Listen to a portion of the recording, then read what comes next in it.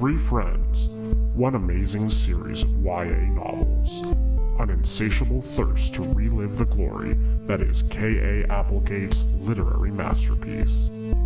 This is Animorphs, the Dork-Bajir Chronicles.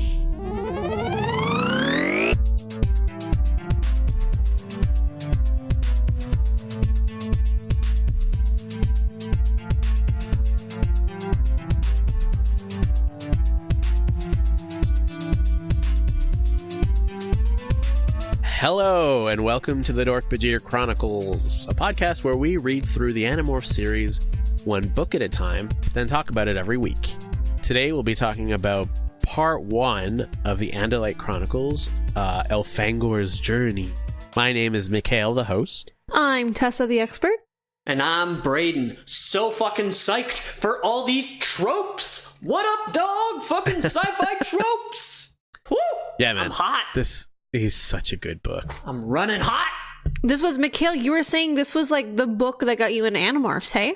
The Andalite Chronicles? It's definitely the book I remember more than anything. Like, when I was rereading it, I was like, yep, I remember that, I remember that, I remember that. Whereas when I'm reading the Animorph books, I'm like, I kind of remember, like, them finding Axe. I do specifically remember, like, some Tobias moments, because they were pretty wild and game changers. Yeah, they're pretty good. I don't remember, like, anything of the details past, like, book 5 or 6, honestly. So it's kind of a new adventure for me. But this book felt very good reading it again. And I fucking think it holds up. It's very good. When I did my big reread last year, when we started this podcast, I skipped this book specifically so that when we would come to it in recording, it would be pretty fresh, like fresher than any of the other books. And oh my god, I'm so glad I did that, because holy crap, it's so good. It's so It good. suffers a little from just how much they have to crunch into just like this, like 100-page serial content for kids sort of deal. But oh my god, like it suffers so much less than I think any of the other. This is probably this is the best Animorphs content I think I've read so far. Totally. And the ironic part is it's like has nothing to do with Animorphs, really. Yeah, pretty much. I mean, it is pretty long. Like, it's 200 pages, which I think is a decent length for a YA novel. Or it's 198 pages or something like that in the original edition. In its entirety, or in its entirety. So part 1 alone is 1/3 of that, roughly. Mm-hmm. So Yeah. It's interesting because this was the only Chronicles book that was released in separate parts. It's also the only Chronicles book that was written in 3 different separate parts. And then they like also produced it as one. Oh no, they also first they did it in the 3 discrete books, and then they sold it as one whole big book. Okay. So I never saw the separate parts. The inside cover of my book did have the covers from the other 2, because I remember seeing the like cool eye with the reflection of the Animorphs and stuff. When I read this book, I got it from the library as a big book. I know that was how the first time I read it, but then I do remember picking up just the 3rd one from the library and reading that one just by itself.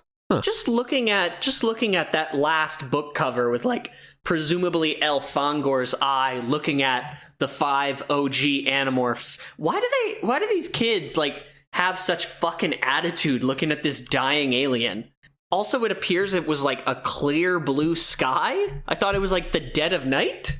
I think that's the light of the ship behind them. Come on. Yeah, maybe. Oh, wow. I think anything like in a fisheye lens just looks like Tony Hawk Pro Skater. Yeah. Exactly. It looks like they're taking a picture for an album cover. Totally, that's exactly what it looks like. It's all in your head. Let's get right into the Chronicles. Oh, so to be clear for anyone who wasn't paying attention, we're only going to be talking about part 1 today. And then next week we'll talk about part 2 and so on and so forth, and then we'll get back to the regular Animorphs.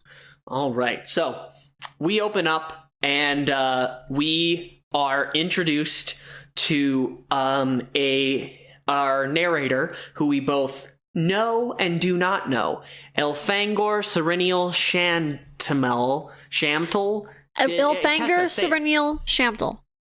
Elfangor Ceronial Shamtel. Thank you. He will be our narrator, and he introduces the framing of this story as he is dying. This is the moment before, as he has delivered the morphing powers to the Animorphs, and he is about to die. He has started a mental link with his ship, and this is like his last will and testament, I guess you could say, that he's sending back. He's explaining why he came back to Earth, why he came to this spot, and how he came to just lay rail on Tobias's mom and pop out Tobias. Yeah. There's gonna be a lot of sex metaphors. Definitely. He introduces that he didn't just come to Earth for no fucking, I mean, obviously he was defending Earth, but when he retreated, he didn't just land on Earth for no goddamn reason. He's looking for a specific artifact called the Time Matrix. I wonder what it does. It's a deep fryer. Yeah, he knows that it was here because of a journey he had to Earth years ago, in which, and then we jump to Elfangor as a cadet, learning about how to tail fight. He's up against a much more experienced, teacher. The teacher seems like a pretty cool guy. He's got, a battle scar. They go back and forth, but Elfangor isn't quick, or, he's too much in his own head to really do anything. And then and he's, he's trying to watch videos of himself fighting to, get what he did wrong. And then we are introduced to Arbron, his sort of, rival, who is a fellow cadet who joined 4 days after him, but doesn't show the proper amount of respect, fucking razzes the shit out of Elfangor, so Elfangor doesn't like him. But the two of them are summoned to the bridge to meet the captain, and the captain normally doesn't, interact with cadets, so they're very nervous. But the captain tells them that, hey, we found these two Skritna ships. Skritna are an alien species that we'll get into a bit more of the details in a quick minute. We found these two Skritna ships. Skritna are much smaller than your standard Andalite, so we need literally small bodies to board these ships because adults don't fit on them. Come on, jump in a ship with us and board these ships. So they do so, but one of the ships tries to bolt for it. Elfangor and Arbron chase it down, take out the engines, and board. And there they find that... the second ship bolts, so they do get on the first ship while other guys chase after the second ship. No, they chase after the second ship and take out its engines.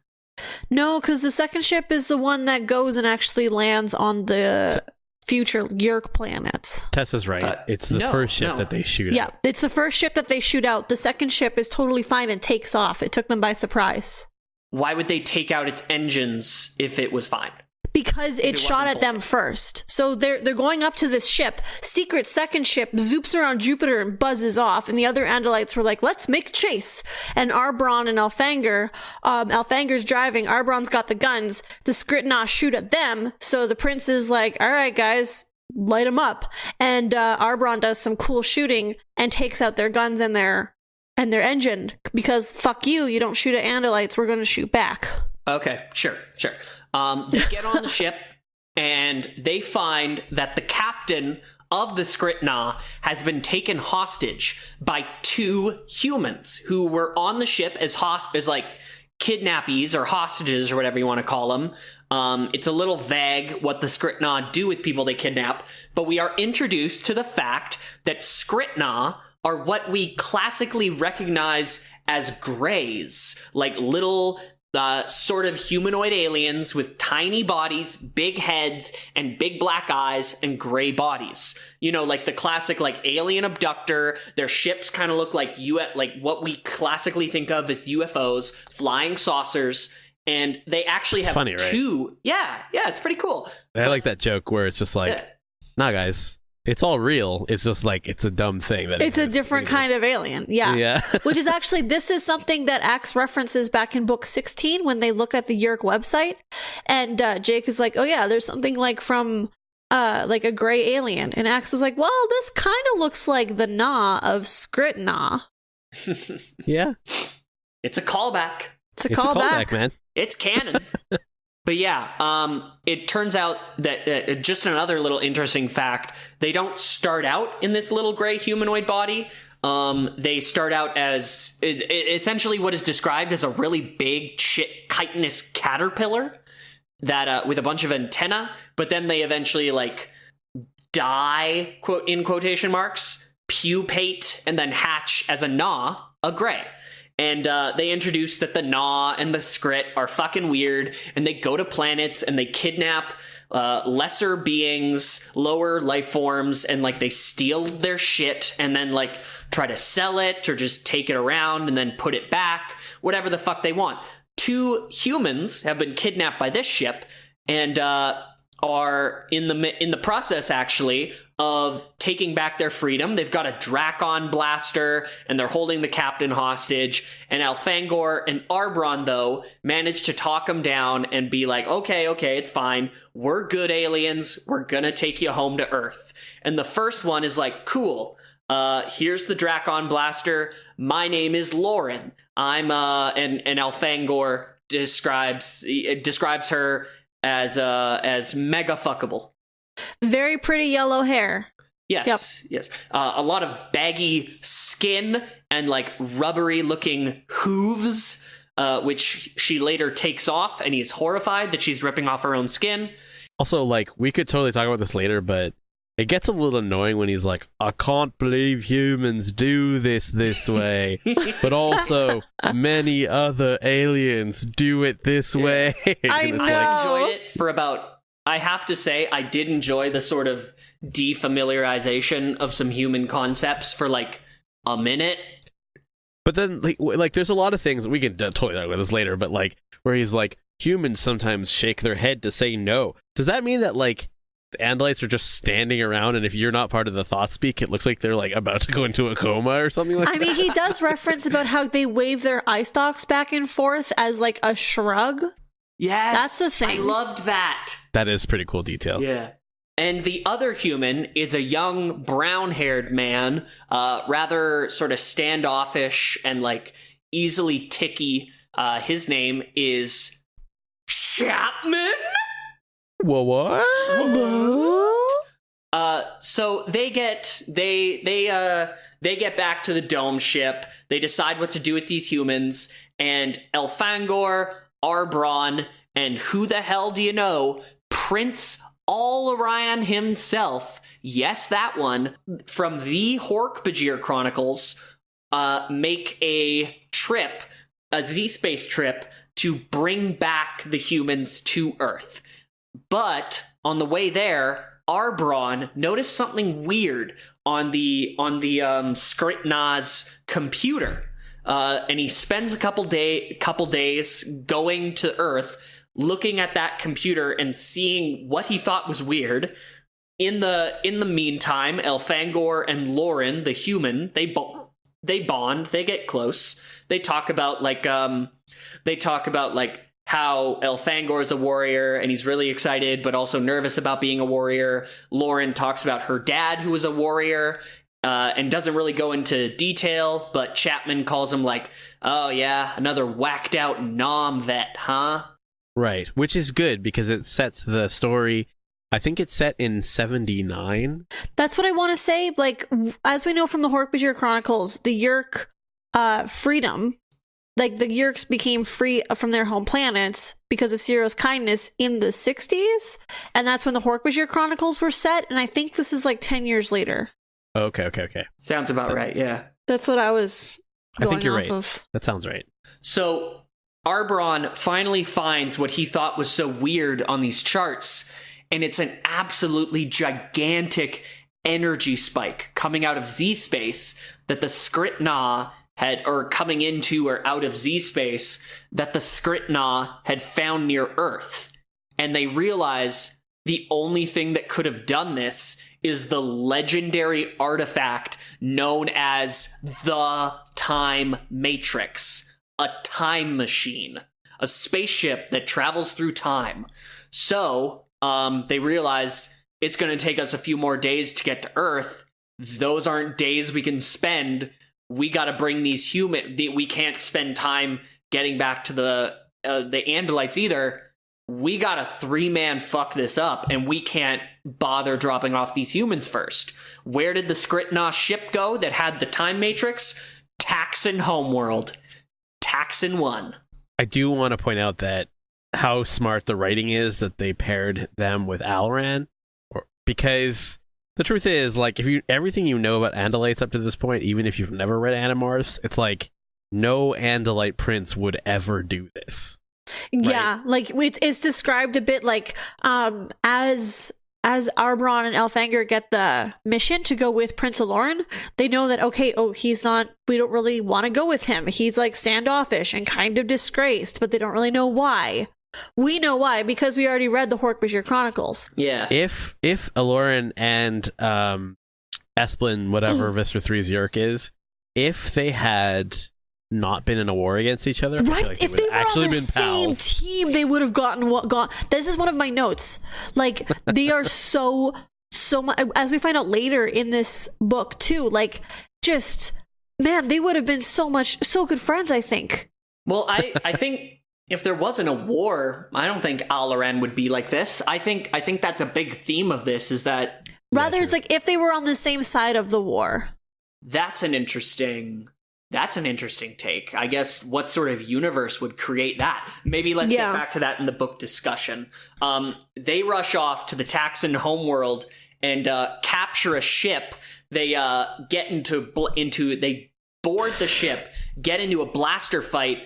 Elfangor drops his blaster. He's got to get tail blade to arm blade with some Dork-Bajir controllers, and he goes into like this battle trance. He follows his teacher's advice and doesn't think, just acts, and he comes out of it and sees that he's like covered in blood and all of these Dork-Bajir are injured or dead, and he's like, oh no. The point was that Mikhail was like, Loren and Elfangor on the way to Earth, they kind of bond for no reason. That's what Mikhail is thinking. And no, Mikhail, they bond because Elfangor is interested to learn more about humans and human culture, and Loren is interested in learning more about Andalites and Andalite culture, and also they think that this weird alien is kind of cute, and they're getting along, and why not get to know each other? You got some days to kill. What else are you going to do on a tiny little ship named after Prince Loren's wife? The bonding between Elfangor and Loren is, like, I think, a little forced. Like, definitely. I mean, definitely by the end, but I think personally, I believe that the moment was all we needed was that one like, we know these books are crunched. We know these books these books need more than 90 pages to actually tell the story they need to tell. I mean, that's just my opinion. Oh, yeah, no, for sure. All of the Animorphs books deserve to be longer. I don't want to sound like I'm making excuses. I do think it could have been done. I don't want to say better. I don't want to sound like I'm being an asshole. But yes, they could have had something. But all we needed as the audience was to know they had talked about some deeper topics than fucking grass and waterfalls, which they did with, like, about Loren's dad, to know that they bonded. Do you know what? Want to know what I think it is? I think it's it's not just the time crunch. I think what it is, and I'll probably make this comment throughout the whole thing. Yeah. I do still really like the book, but this is one problem I have with it, is that Elfangor gets moralized in a lot of ways that I feel like it's just like, yeah, I don't know. Like, it just doesn't feel earned. Do you know what I mean? Like, Loren is clearly the better one, and he's like, oh, I like Loren. And so we're supposed to think more of Elfangor because of that, but really that doesn't mean anything. Like, just because you like it more. I don't know. Let's talk about it more as more examples of this come up. Okay. But this is where my, like, little tinge of, like, okay, now we're being manipulated as readers, and if you take a step back, it doesn't actually make sense type of. Yeah, that's fair. Okay. Yeah, but we have arrived. Elfangor has come out of his battle trance. Loren does not care, is just like, fuck yeah, Elfangor, great work, and just drags off the bodies and seals them in like a cargo vat. It's not fair to say he doesn't care. He does say like a bit to both of the Aris. He's like, all right, guys, I know this was your first fight and I know war is fucked. You did well. You did what you had to do. Keep going. Like, I can't have you stop on me now. But that's such a boilerplate. But he does show a little bit of empathy to them. Like, it's not just like completely, I'm a hard ass, as he does show later on in the book with other things. When it comes to people being like freaked out by what they did in the war. And like, he even mentions when Chapman is trying to make digs at Loren for her dad running off, and he's like, oh, the big nom. He's like, Loren comes, is like, shut up, stupid human boy. You have no idea what happens to people in war. I mean, yes, but at the same time, what he says in this moment, just like, great job, guys, get used to it, it's the equivalent of sending iTunes a error report and getting back just like a, hi, customer 114, we heard you were having some problems. Yeah. Read our facts. I think what it is like, and maybe we just haven't spent enough time with Alaran, but like, you ever had a boss where it was like, man, like, I don't know if I'm doing a good job here or not. I just know when I'm making a mistake. Yeah. That's what Alaran seems like. Like, he would never give a compliment normally. And so for him to have any moment of like, oh, that was even slightly better than your normal shit attitude, that makes it seem like a big deal. Yeah, that's kind of how I read him as, was like being like a super hard ass who doesn't give out praise at all. But if this was a person who like actually you had to work with every day, it would be like, nah, that's irritating. Like, having one compliment for every 5,000 like irritating moments is not worth it and does not count for anything. Anyways, that's my rant. No, yeah, thank you for that.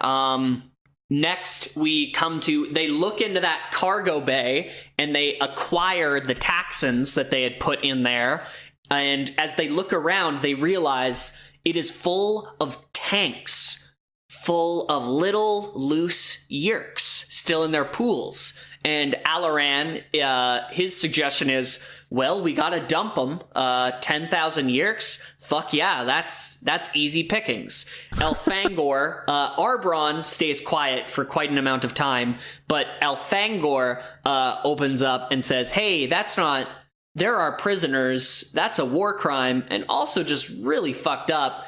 Alaran really hams into him on that, going like, war isn't fair, you gotta fucking, every one of these is gonna blast a fucking baby in the face, just tip it again, the sort of boilerplate, nah man, I can do war crimes response that like every morally dubious commander has when confronted in any war movie. I can do war crimes response. I like that a lot. Cool, let's get back into it. I started to get a stomach ache, and it's really bad. All right. So they acquire these Taxxons. They end up talking Alaran down from killing these guys. Arbron brings up, hey, if we just dump them out the air chute, their heat signatures would show up. We can't take that risk, right? We're too close to the planet, yeah. And Alaran is like, got fucking lucky. So they acquire these Taxxons, they fly them down, and immediately they start talking about how hard it is to not eat each other and not devour these bodies. And we start seeing things from the Taxxon perspective and talking about, this is the first time we've heard from the Taxxon perspective ever in the series. That's literally just what I said. I mean, like, I just felt like, I just thought, it bared repeating because, like, I mean, it's interesting for me to think back, like, oh yeah, no, this is the very first time we hear about Taxxons. Like, I've known about Taxxons for years. This is the first time. It always hit me as very odd how, like, very unrounded they were shown as when, like, they very deliberately said, like, the Dork-Bajir, like the big video game bad guys covered in blades who look like snakes, were framed as like, yeah, they're controllers, but they don't want to be. But like, there was just no gray area for the Taxxons.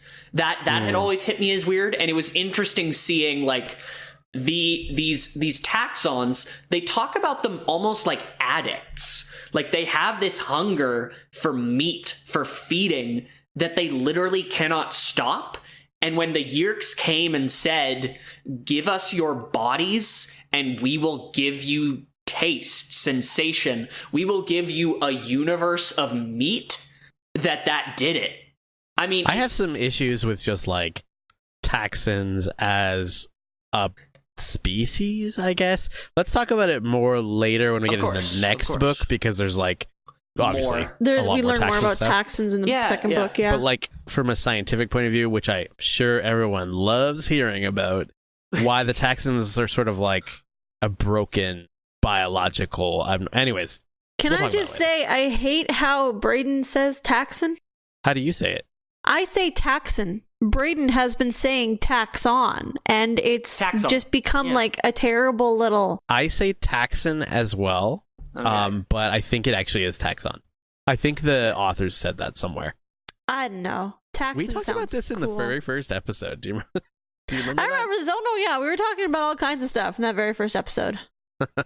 They morph Taxxons. They go down to the planet. There is a feeding frenzy when a Taxxon dies. They join in at first, but Elfangor scoops away. Suddenly, a Dork-Bajir controller comes up to him. "Hey, how come you're not in the feeding frenzy? You're an Andalite. Come with me." He brings him out on a ship.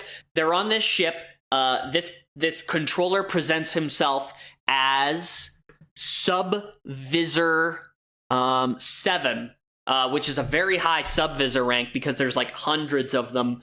And he introduces himself as he has a dream of taking over an Andalite body for their morphing powers. He believes that would be incredibly useful. And he says, "Morph back to an Andalite, let me in, and I will spare you." Elfangor does not give up, so he takes this ship over a pile of feral Taxxons and says, "I will toss you out if you do not demorph."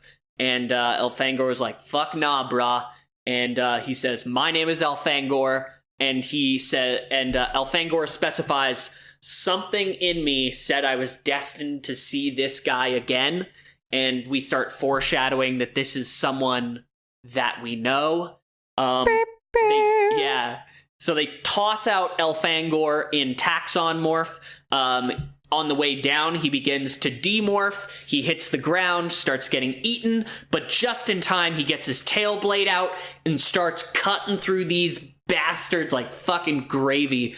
He manages to form a pile of their bodies as cover before the Yeerks up top just blast him with Drakon fire, and he morphs into a 6-winged bird and 12-winged, 6 pairs of wings. Yeah, 6 pair of wings, 12-winged bird, and flies away yelling, "Woo! Suck me!"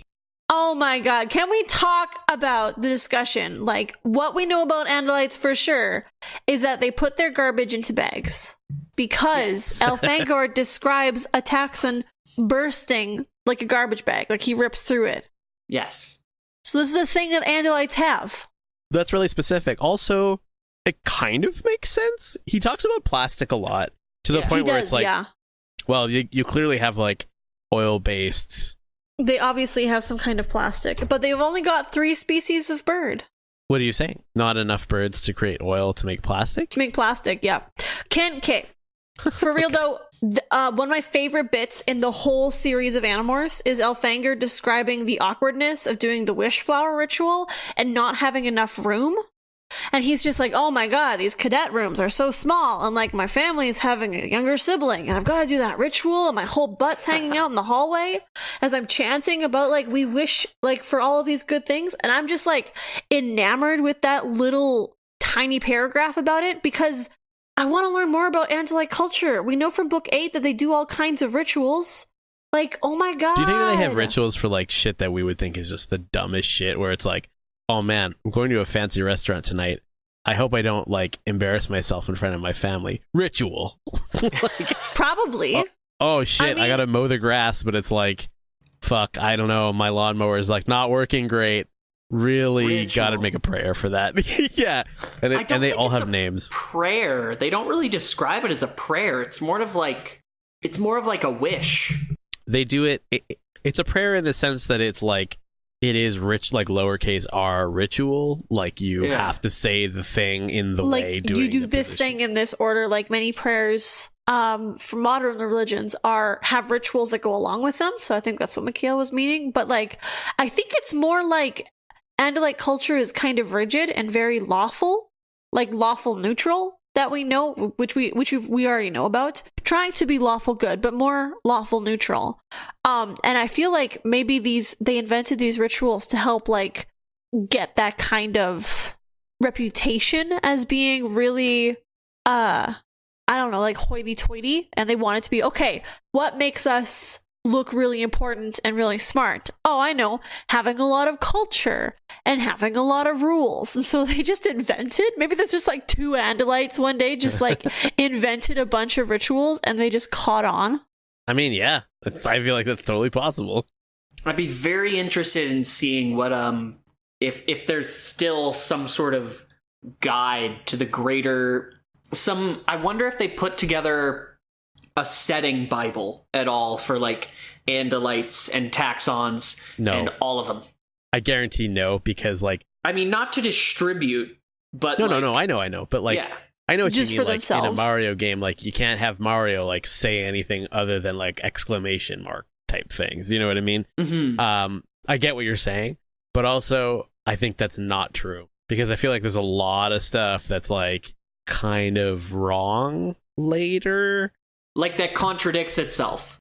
Yeah, exactly. Like in book 4, when Axe is like, an Andalite would never shit in a sink. But then in book 30, Axe is like, let me at that sink so my butt can rip in it. Or even like just the stuff where it's like stupid. Why did you read ahead to book 30, Brayden? God damn it. That's a huge spoiler. Elfangor is like, or Loren is explaining to Elfangor like, oh, that was a joke called sarcasm. Where like 3 pages earlier, he just makes like a Marco-esque, super sarcastic breakdown of what the plan is going forward. I know. Yeah, that was kind of confusing too when I was rereading this. Like Arbron is this like kind of funny, happy-go-lucky guy, and then Axe is just like, what is this human humor? All right, that's enough about rituals. Fucking, why do you always got to bring religion to it, Tessa? Because I'm super religious. I'm of the Andalite religion. How do y'all feel about first gen Chapman?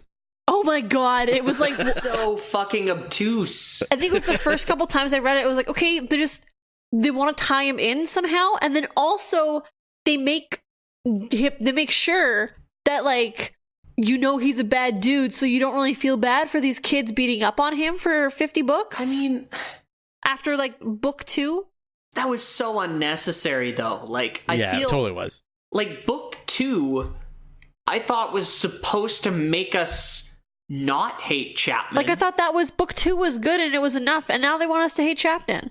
And his first name is just like the most ridiculous thing. Hedrick. I just call him Humdinger. My notes here. He sounds like it doesn't even sound like a real name, you know? Like it just sounds like Hedrick Chapman. That just sounds like so you're a DM and your friends are fucking around and they want to talk to some random guy on the street corner. Yeah. So that's a name you pull out of your ass to name this random hapless NPC that the players are harassing. You threw 3 Euro-Germanic sounding syllables together to make a name. Yeah, it does, because they're both kind of like compound syllables, if you know, like Hedrick Chapman. It doesn't matter. Anyways, the point is, it's overly stupid. Like they could have just had a bad dude. Yeah. But then we have to show like, no. It would have been cooler if it was like Cassie's dad was the douchebag. Why would that be better? That's awful. Well, because then it's like a different character that you don't know about. It doesn't have to be a character that we know about, though. That's the problem I have. No, that's the whole thing. Yeah, just having it be a pull for another character makes it seem weird and almost like forced, kind of. Like he could have been anybody. What if he could have been a huge dick or not a huge dick, but then he died brutally. Yeah. But Elfangor acquired him, so that explains why he has a human morph when they get back to Earth. Pretty good. That is very cool. Once we reread the books, we're rewriting the books, and that's the rest of the podcast. I feel like in a way it would have been the same as like having a book set in like 85 or something, like a Chronicles set in like 85, and then you see like baby David or something, and he's like choking a cat or something like that. Do you know what I mean? Or choking the cat, if you know what I mean. Yeah, a baby masturbating. Braden, stop bringing up. It's like they get younger and younger in your fucking comment. I hate it. You know I what? hate it. You're the one who brought him up fucking choking a cat, okay? Can you imagine reading these books like right when they're coming out? And you get to the end of this one, you're like, oh fuck, how is he gonna get out of this? And then it ends, and he's just a bird with 12 wings flying around the Taxxon homeworld. And you gotta wait a whole month. Barren, wormy sunset. I don't know, like, did they for sure release this as 3 separate times? Oh, yeah. I saw them as 3 discrete books in libraries. Huh. But I think almost immediately they went into the all books in one. I don't know any of the true facts about this, just from my memory. But because, like, it's really hard to find just the separate discrete books. It's way more common now to find the all books in one re-release. Yeah, totally. And even when I bought it as a kid, it was like, it was already all books in one. I didn't even know it was 3 separate things for years, honestly, after that. Yeah, I only knew because, like I said, like I rented book number 3 from the library. I think I thought it was all of the books, and then I got it and read it and was like, oh, what? They're starting here? Damn. Because they're also weird to read as discrete books. Like, it's better to read it all in one. They don't really make as much sense because they end in such crazy places and begin without a whole lot of backstory. Like, yeah. As they go. Do you guys think that the dome ship is pretty stupid? Am I the only person who thinks that? I mean, it doesn't make sense tactically because it's a huge bit at the end of your mushroom-shaped spaceship that people can shoot at. But also just like the concept that like, oh, we like have to be comfortable. No, it's more like they have to have the open space because like there's that bit in Dork-Bajir Chronicles where like Andalites are very aware that they used to be prey animals and that the evolution towards tail blades is a rather recent evolution and throughout the long, like not recent in terms of like it was yesterday, but like over the long arc of history of Andalites being a thing that existed, tail blades are a recent evolution. And like there's that part in Dork-Bajir Chronicles where even Aldrea didn't like found herself unable to sleep for a couple of days, and her mom was like, oh yeah, don't worry, sometimes we do that because we're prey animals and we need to like be aware. Yeah. See, this is another issue I have. Brayden, back me up on this, but like, cool. We need like an evolutionary biologist on here because I feel like prey animals cannot be this smart because there's something about like eating a variety of food, especially meat, that I'm sure someone can back me up on this. I'm sure I've seen it in a documentary somewhere, but like our ability to eat meat is one of the reasons why we became an apex predator. Oh, damn, this is a throwdown to all vegans. Mikhail has some thoughts about you. Well, I mean, at this point, it doesn't matter, but like way back when we were separating ourselves from just like swinging through trees and getting eaten by wolves and shit, and getting to the point where it was like, basically we're not scared of any animals anymore. Eating meat was part of that. For us, we got stronger than the prey, whereas Andalites, they literally never talk about there being predators on their home planet. So I think what happened was all of the predators died out, and that's what gave them the chance to become smarter. Then why would they give a shit about being scared of... Because evolution doesn't make sense, Mikhail. Some people still have appendixes. It's an interesting point, the idea that humans have gotten as far as they did because they could beat up other animals because they wanted to eat them. Yeah. But like the only thing you really need to be top dog of any planet, and obviously we haven't seen any other planets, we haven't seen any other species, so this may or may not be super off base. That's the caveat with all sci-fi. All you need is tool use. Like if fucking what's an animal? Even if dolphins tomorrow found a way, and if humans never existed and dolphins like had more flexible flippers enough to like wrap their flippers around a spear and like just drive a stick into some rocks or whatever, they would be in charge of at least the entire ocean. you do not. I mean, dolphins are a bad example because they also eat meat, but and rape each other. Yes, but Yeah. I don't agree. I don't agree that meat eating drove us to be what we are today. Perhaps it has made us the apex predator that we are today. In like, Yeah, the point I was making is not that meat makes you smarter, or at least meat makes you the apex. What I was saying is, like, if you don't eat meat, the chances are way lower that you'll become any kind of apex of anything. Also, I'm pretty sure I read somewhere or heard somewhere, I'll look it up after, of course, vilify myself or hide in shame, that eating meat gives us fat in a way that actually helps brain cells develop, that eating cellulose-rich, chlorophyll-rich, nutrient-low things physically cannot do.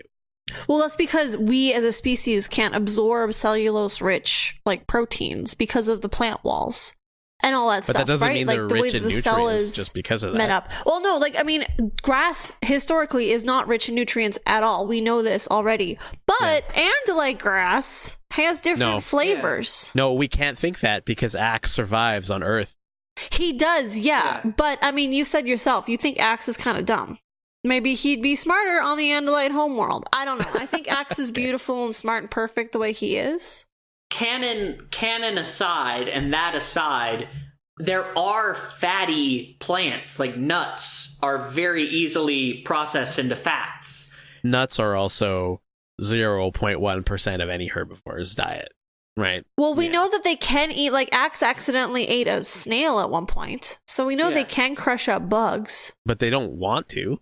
I mean, I don't think he was incredibly displeased by it. Like, most herbivores are actually opportunistic carnivores. Like, there's millions of videos out there of pelicans and pelicans eat meat. Never mind. Cows eating like chicks. Yeah, deers eating squirrels. All these different animals that, like, if they see an animal, all these herbivores that if they see an animal they can eat in one bite, they will. I feel like we can't solve this here. Just my last rebuttal is that like some cows being fed meat does not make them an apex predator. Also, we don't really know what the long-term effects of a cow eating just meat or becoming a predator would have on their biology. That's how you get a unicorn. Also, none of the apex predators, even if they started out eating grass, they didn't finish by eating grass. And Andalites are still eating grass. I mean, there's a reason why cows have to eat all day, and it's because there's fucking nothing in grass that's worth eating, except for that 1% that they're trying to get out of. But, like, Andalites are odd. Like, they are surprisingly weak and oddly light. So, I mean, that could be part of it. But then the brain, it's a whole thing. Fucking, we need someone who actually knows what they're talking about. What we need to do this. is like get our fans to sponsor all of us to go to like science college, and study this stuff. So, what else do you guys have to say about this nail biter? What does an Andalite look like when it's trying to stand up? Because Elfangor marveled at Loren being able to like get up from the grass just using her strong human arms. Yeah. So, like, an Andalite is a horse, and you've seen horses get up. They just kind of, like, shoot up. Like, they just... Or they kind of, like, stumble and, like, kind of stumble to their feet. Yeah. But, like, add arms into the mix. Are the arms just going to be, like, windmilling as he gets himself up? Like, he definitely does not support himself on those arms. Right, because when Loren and Chapman climb up the tree, he's like, holy shit, y'all are fucking beefcakes, man. Well, we've talked about, like, Axe has to hold a 10-pound thing with both hands because his arms are too weak and his fingers are too weak to really hold it. Like, he has to hold small things with both hands. So Andalites have super weak hands, which makes the fight in the TV show even more hilarious. Yeah, yeah, totally. Because I still, whenever I think about that, I get so fucking pissed that in a visual medium where they had already shown that they have these big ass tail blades, they did not fucking think that they showed. Ooh, I'm so fucking pissed. Wait a minute, in the TV show, was there any moment that they showed the tail blades other than when Axe Dax was threatening Cassie there? I genuinely don't think so. I don't think so. Oh my god. Yeah. Go back if you guys want to hear our thoughts on the TV show. Oh, no, wait. There was the time when Visser 3 busts through the door the one time. Yeah, Really? that's true. That was kind of like you didn't really And then he see quickly the whole morphed thing. human because they didn't want to put a puppet out.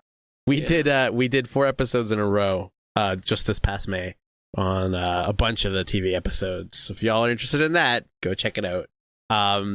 Although that's a good segue into the fucking part where you mentioned it in the summary, Brayden, where Elfangor is like a complete badass, cutting down people when Al It goes into berserker mode. But also, like, that ties in exactly to the training they have at the very beginning with Sophor, where it's just like, holy fuck, do I ever want to know more about Sophor? Oh, So right? gosh. And he's just like got this huge scar that he says, "Oh yeah, my teacher gave it to me." Like, fuck, you're so cool. Where's the Sophor Chronicles? Like, fuck. Right? I want to know more about him. I don't need to know, like, it doesn't have to be like, guess what? It's now the space matrix and you can travel anywhere. Like, don't give me any of that shit. Just give me, like, Sophor's good weekend. Like, I would read. It's like Weekend at Bernie's, but Weekends at Sophor's. That's such a good idea. I want that so bad. I want it so bad. Do they spend 12 hours a day eating normally? Like, what does their art look like? Like, Oh are my they God. more visual artists, or do they Yes. have theater? What kind of dance do they do? We What's a know fancy night out that, for like, an Andalite? there are artists and scientists big in the, like, what does a crazy mad scientist who's an Andalite look like? What do they do when they want to look more formal? Yeah. Do they comb their eye stalks back? We've talked about them having like bandoliers and stuff. Is there maybe like, do they have like maybe a sash of office or something like that? Oh my god! I don't think they do, because like any time any human is wearing any bit of clothing, they get so confused. So maybe, oh my god, what if Andalites shed their skin? But it takes ages, and first it gets looser and looser until it looks like a sweater. No, I hate that idea. And then it peels off. No, why you gotta make it super, super gross? That's terrible. Or they grow fur, but just on their chest area, so they have like a wool sweater, and then they get shaved, and they look like, you know, like a freshly peeled llama for a little bit, with all the fur, the wool shorn off. Yeah, I can see that. Except for the part where I don't want to see it, and it's burning a hole in my mind. I want to know what, like, Mr. and Mrs. Andalite do when they're like, leave the kids in the scoop, we're going to the opera for a little bit of romance. Like, yeah, like, I'm just gonna stroke your face. Like, okay, we know that Andalites kiss by stroking each other's faces with their palms. Yeah. Do they do that in public? Is it looked down upon? Are Andalites always making out? Or is that like the risque thing to do? I don't know. They seem they're very touchy about touch. That seems like a common theme throughout this entire thing. Like, I think in the next one, Chapman like grabs him by the shoulder and is like, "Hey, buddy, you can't just," and he says like, "If another Andalite had touched me, I would strike him down." Yeah. So maybe that's why a kiss is so, like, it's so erotic to touch somebody with your palm. Maybe that's why their hands are really weak, because they're covered in nerve endings. Ugh, gross. So that's Also actually gross. like just like the whole clit is the palm of their hand. Oh, yuck. Do you guys think we should do an ongoing OTP alert for Elfangor and Loren? Yeah. I guess so, yeah. In this one, they just both think the other one is cute. Yeah, this is where I'm gonna like dump all my ranting about how I think it's a dumb matchup.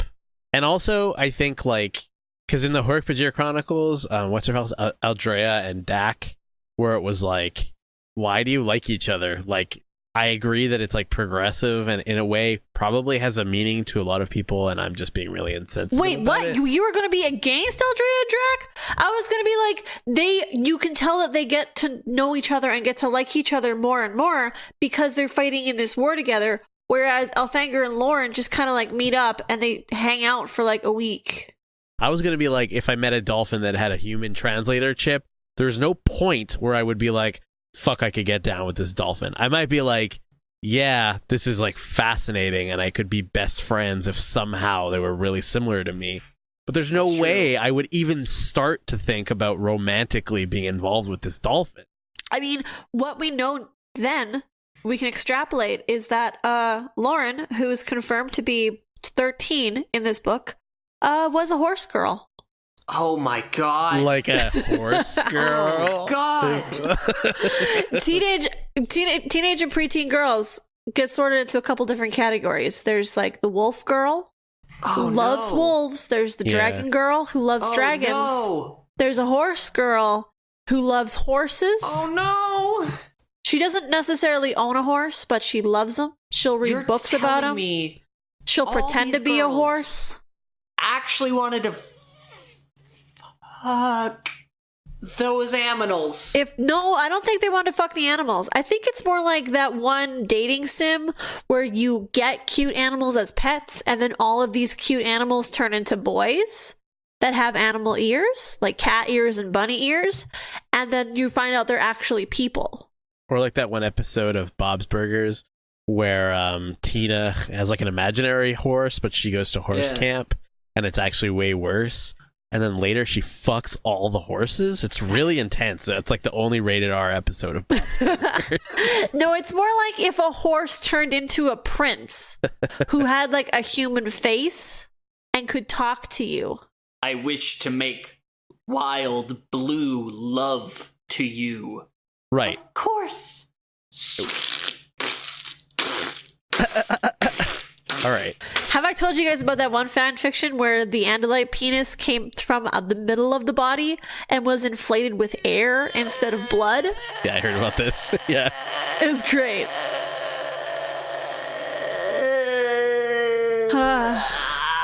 I'm dead. You've killed me. I think, okay, this is where I'm going to dump my... fact was actually a kill switch. Okay. Finally. We're auditioning for new newbies. Check us out on Twitter. Yeah, I think Loren is used to kind of like focus in on Elfangor because inevitably, okay, so I'm going to back off a little bit, like step back for 1 second, but like stories in general are not typically good when they're not about specific people. Do you know what I mean? Like War of the Worlds is one thing, like, okay, there's one-offs where some things are just like crazy. Or like you can use mediums like World War Z where it's like it's about a lot of stories that add up to one story kind of thing. And there's some in quotation marks central characters, but it's more like how the president of a country is a central character. Right, but it's all kind of still character based, right? So I think one of the reasons is just like people don't relate to things that are not about people. But also it's an easy, or I don't want to say easy or cheap because it's just the nature of stories, but like it's a good way to avoid bigger questions because just like in a movie when they play cute or nice music to like make you feel like whatever this character is saying has more emotional impact than it does providing a sort of microcosm of a story and having that go well is actually a way to make those characters seem like they would have done the right thing if more people were involved. Is that too like convoluted of a thing to say? I don't know. I do think part of it has to do with these books are written for 9 to 12-year-olds, and they wanted to add that romance angle because that sells, and they also knew that because Elfangor died at the literal first book of the series, this was not going to be its own spin-off, right? They only had a certain amount of time to talk about Elfangor's romance, and they had set up that he had married someone to help bring about a human boy that turned into a bird. Right. But like at the same time, we come back to the old tried and true chestnut. The author is dead. I mean, it doesn't matter what the authorial intent was. Right. We're talking about what the result is. And like, well, I don't know if it's more, I don't know if it's authorial intent. I think it's more of like a trope for younger fiction, right? To kind of like rush these romances. And, have you ever heard play in this space?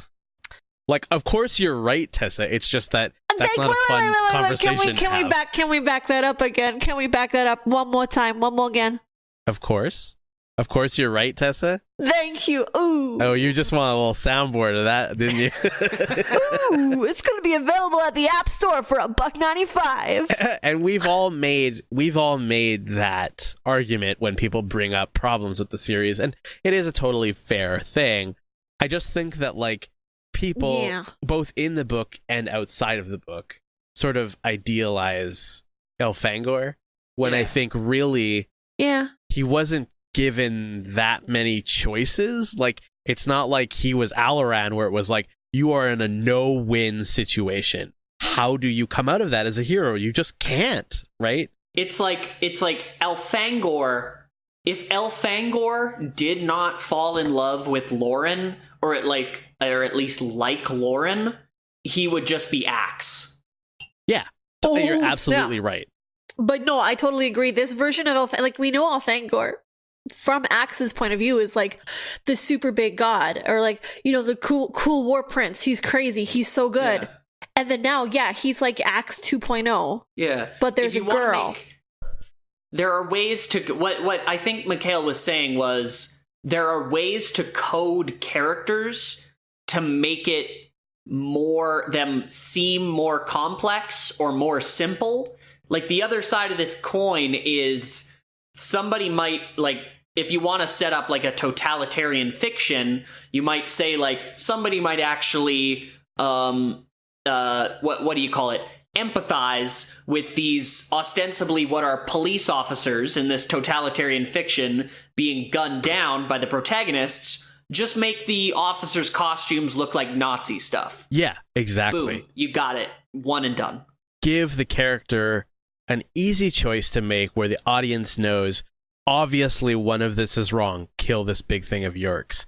Obviously the other side is morally correct. But if you're there, like, there is no right answer in that situation. Like, you really do have to make a call and live with it. And that's why, like, in as much as I might not agree with a lot of like real life military choices, fucking A to the people that like choose to sign up and live with that shit.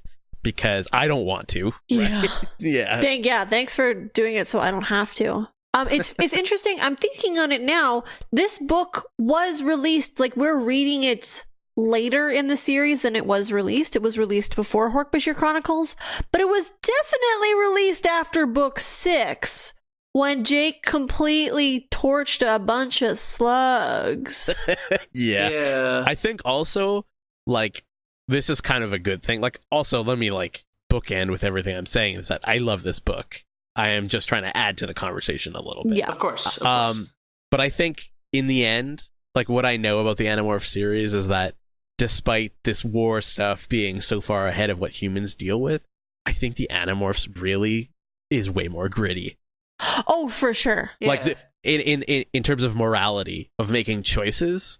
Because I think Elfangor always takes the good choice. Well, he's also like, he also is, sorry, what's your because? I like that you cut yourself off. My brain reset and I forgot what I was going to say. Elfangor, yeah, because Elfangor in this book doesn't need to be an Animorph. He needs to be a messiah.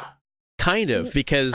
but he's also written as just being like, the Animorphs from the very start were humanity's last and only hope. Whereas Elfangor is just a space cadet on a mission who's like learning about how sucky war is, you know? So I think that's what frames it. Like, Jake went so hard against those Yeerks in book 6 because he's like, yeah, they're bad guys and we're good guys, kill them all. And Elfangor is just like, I've literally never killed a person before. This makes me feel weird. Also, we did, for the first time, sort of see the immediate effects of, like, PTSD from murdering people, because we didn't really get that in book 1. Even though it kind of it gets delivered out sort of slowly after that. I do like that we saw him immediately be like, holy fuck, I just killed a bunch of people. I don't think Elfangor is supposed to be as young even as the Animorphs are. At least, like, maturity-wise, maybe he's exactly 13, but I believe he's supposed to be in, like, he's legal, you know? Yeah, totally. Like, he can buy beer. He can sign up for the military. Like, he's an artist. Axe is an artist. we've already established that Axe is roughly the same age as the Animorph kids, who are 13. So I think Elfangor at this point is like between 13 to 16, translated to human years, right? He feels older than Axe, though, doesn't he? Yeah. I mean, that's because we know he's older. He's Axe's older brother. Oh, right. You mean in this moment compared to when we meet Axe? Sorry. That is well, I think that's because when we first meet Axe in Axe's first book, he's a lot more like gung-ho and like, yeah, I want to do it. Whereas Elfangor is like gung-ho, but he keeps it inside himself and he acts very serious. He's like, no, I'm a very serious warrior. And that's why Arbron likes to take the piss out of him.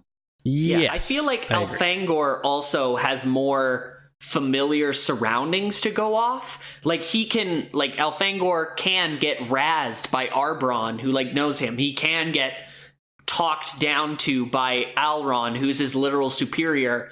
But like Axe is a foreigner in a foreign land when it comes to humans.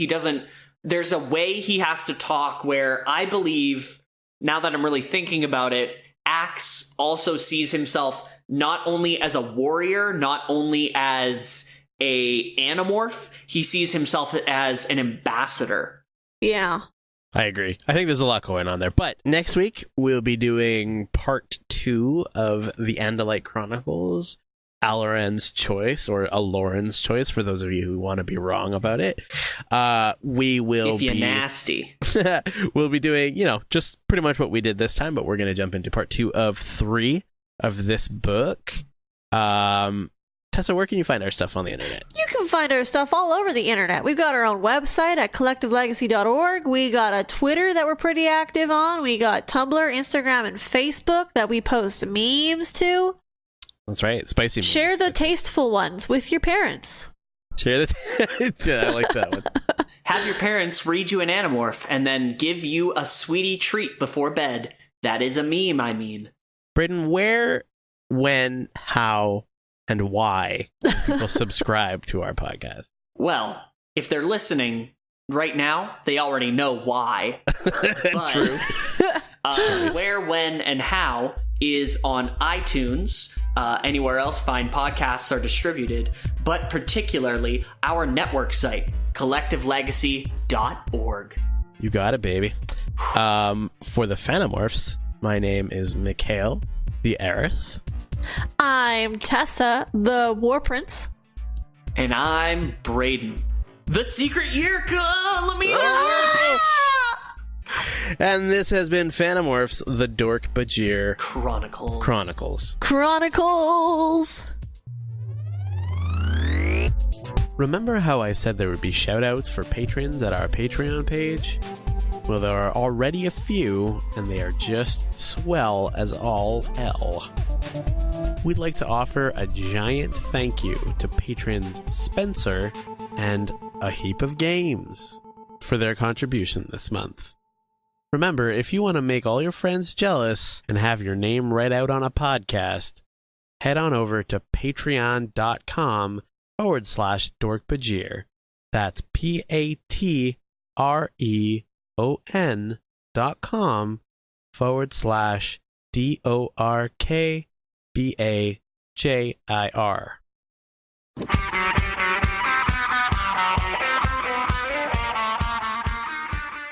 Hello everyone, my name is Jared, and this is Two Nerds in a Basement. Once a week, me and another nerd watch one of the over 70 movies put out by Marvel or DC Comics over the last 50 years and talk about them for far too long. Can we just take a moment to address the fact that Howard the Duck looks like Martin Sheen?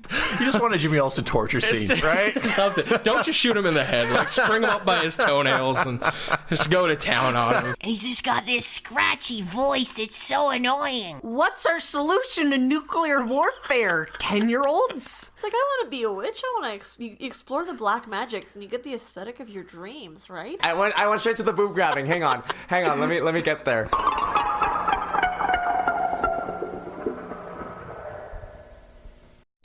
Brought to you by Collective Legacy, a podcast network.